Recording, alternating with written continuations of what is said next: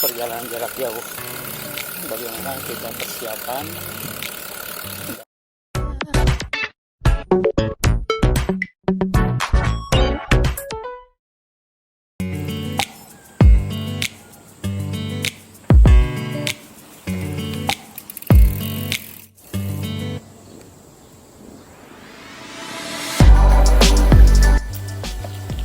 Selamat pagi sahabat Cianjur, hari ini cerah.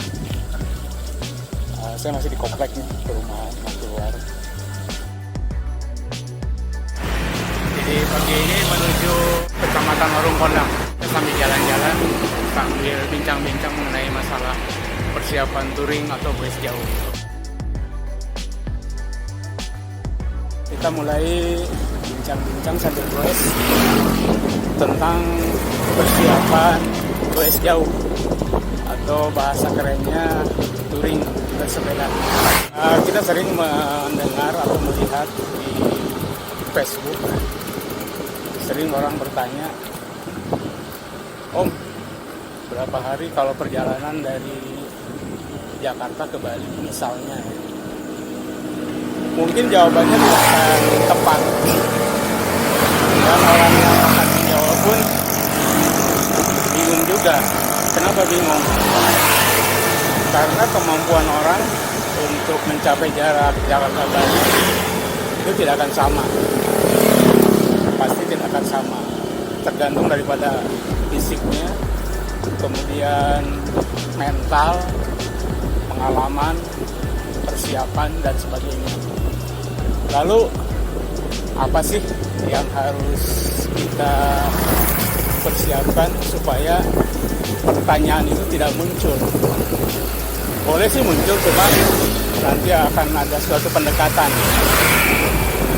Jadi jarak atau berapa hari jarak tempuh dari Jakarta ke Bali itu sangat lebar atau luas programnya. Sebetulnya yang paling utama adalah kita harus satu, mempelajari peta dulu. Peta banyak kita bisa dapatkan dari Google Map. Kalau kita klik jarak dari A sampai B, itu otomatis akan ada jarak tempuh yang tertera. Walaupun mungkin tidak seakurat dengan kenyataannya, karena perhitungan atau penghitungan Google Map dengan menggunakan satelit akan berbeda dengan jarak yang sebenarnya. Yuk, oke, dulu nanti kita sambung lagi. Bisa ada sahabat goes yang senior.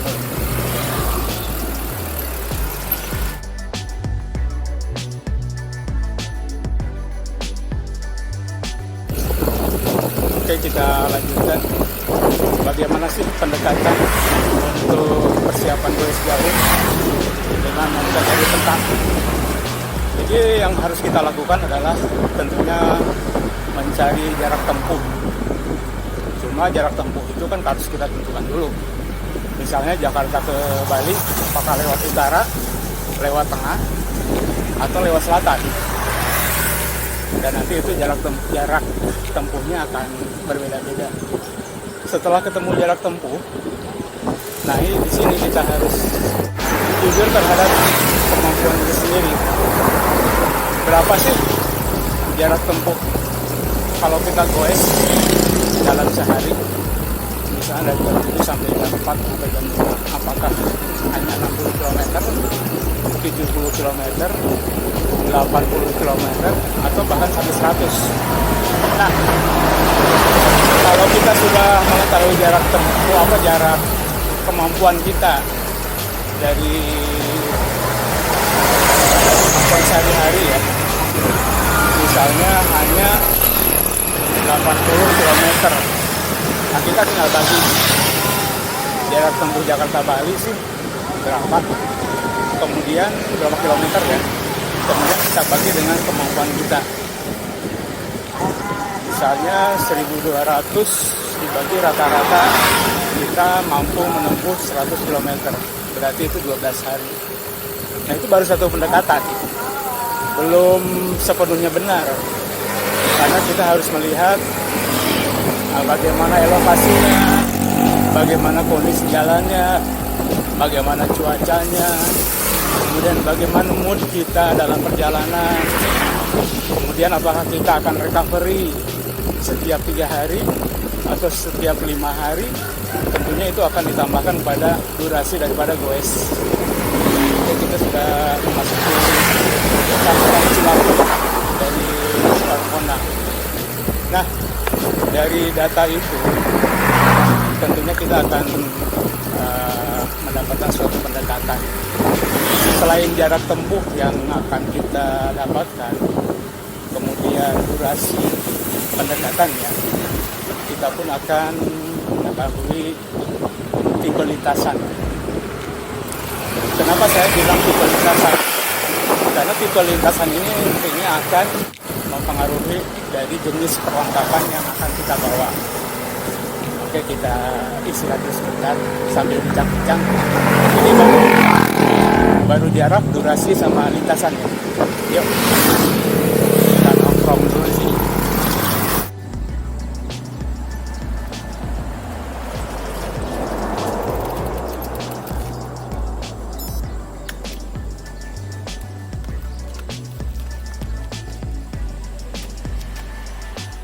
Oke, kita lanjut.